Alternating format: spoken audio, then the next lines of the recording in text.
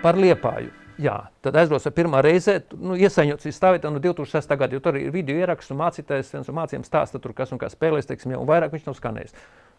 Tur bija apgriezti vadi, lai elektrība nepienāk, tur bija apzināti darīts, lai tur kāds kaut ko neizdara, teiksim, un iekšā stāvēja vairāki mezgli pastiprinātāji kaut kādi būvēti. Liepājas Lutera baznīcas ēģeles, tad viņas nāca komplektā ar skandu, vecos laikos sauca par tumbām, un tā laika modeļiem tumbā bija pastiprinātājs iekšā. Pasamais nebija ēģeles, bet jaudas pastiprinātājs atradās iekšā skandētē tumbā. Pat labāk tur ir tikai ēģeles, un kā arī Antra teica, un tur vēl uzvodas, ka neviens nezina, kur ir palikuši, ka tā skanda bijusi veca, tie skaļruņi, kas tur, bet nav zināms, kāda viņa stāvokļa bija, kur viņa palika. Jo nav nekādas liecības ne par tās fiziskās tumbas, jeb skandas klātesamību un pastiprinātu iekšā. To es arī jaunākam cilvēkam stāstu arī studentiem, teiksim, vajag dokumentēt lietas un vēl pēc tam datums, lai nevis tik uzrakstīts kā grāmata elektrokus, bet arī gadam jābūt klāt ir. Blakus ēģelēm atradās kaut kāds paštaisīts pastiprināts, tad vairāki mezgli, bez nekādas dokumentācijas, kaut kādas rezervdaļas. Kā cilvēks kaut ko mēģinājis tur darīt un dzīvināt pēc tam.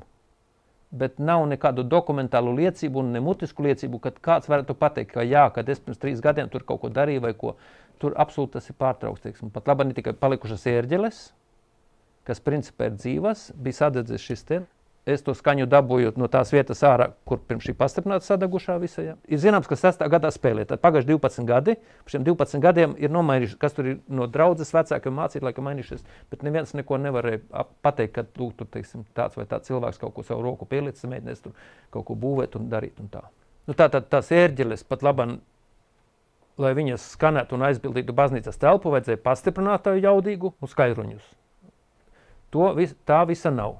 Tas signāliņš, kas rodās paša ēģelē no tām spolītiem devējiem, ir ļoti, ļoti vārgs, viņu vajag pastiprināt. Un tad ir tāds aparāts, ko sauc par priekšpastiprinātāju.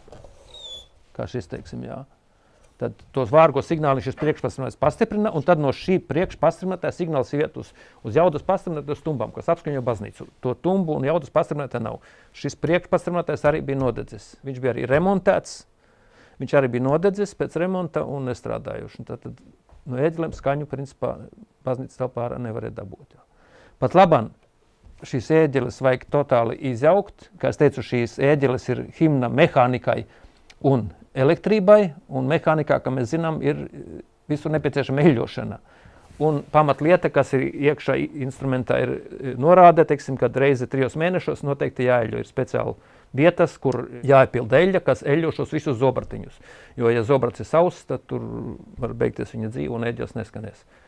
Tātad pat labāk visas ēģeles ir jāizjauc, jāiztīra no putekļiem, no kas tur kāda muša un vēl kāds kukanīts var māju uztaisīs, ir jāiztīra visi šie mezgli, jāseļļo, un iekšā ir vesels klāsts tādu elektronisku, jeb elektrisku komponentu, ko sauc par kapacitātiem, ja kondensatoriem.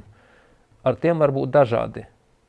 Viņi ir izgatavoti pēc tā laika tehnoloģijas, ir 2 varianti, kad tā tehnoloģija bija tāda, ka viņā varēja garantēt, ka šis parametrs saglabājies, kāds bija cerēts, un var arī būt rezultāts tāds, ka šie parametri ir izmainījušies. Līdz ar to ēģelēm skanējums var sāk mainīties. Tie visi jāapseko.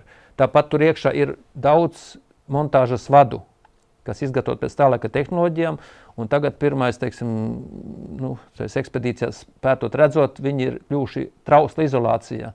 Un tie vadi var gan īslēgumu radīt, gan arī ir kontakti slikti. Principā viņi visi šie mezgli ir jāapseko, jāuztais diagnostika, jāredz, kā tur iekšā izskatās. Tāpat arī pat labāk šim ērģelēm, teiksim, ir 2 motori. Viens ir starta motors, kas iegriež šo milzīgo zobratu klāstu, šos 192 zobratus iegriež. Tad ir starta motors, ar viņu uzstarti zobratu iegriež, kad viņi sasnieguši jau stabilus apgriežanu, tad pieslēdzas galvenais motors, kas sinhronizēs no elektrības tīkla un notur nemainīgu šo frekvenci. Pat labāk ir problēmas arī šo starta motoru, teiksim. Dažu labu taustiņu. Kāju manuālim ķerās taustiņi, bet tā var būt regulēšanas vaina. Tāpat iekšā tur ir pāri pa 100 taustiņu, zem katra taustiņa ir kontakts. Tad visi šie kontakti varbūt jau oksidējušies, apsūbējuši. Taču kontakti gatavot no speciāla metāla ir arī.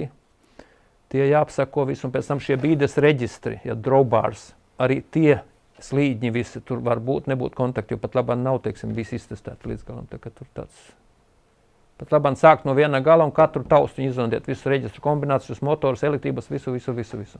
Un fakts, ka tā viņam nav jaudas pastiprināt, lai baznīcu pieskandinātu, aiz šita priekšpastiprinātāja vajadzīgs iegādāties, bet tā ir mūsdienu tehnoloģijas, tas vairs nav problēma. Iegādās jaudas pastiprinātāju un skandas lielas un baznīcu pieskandinās tur.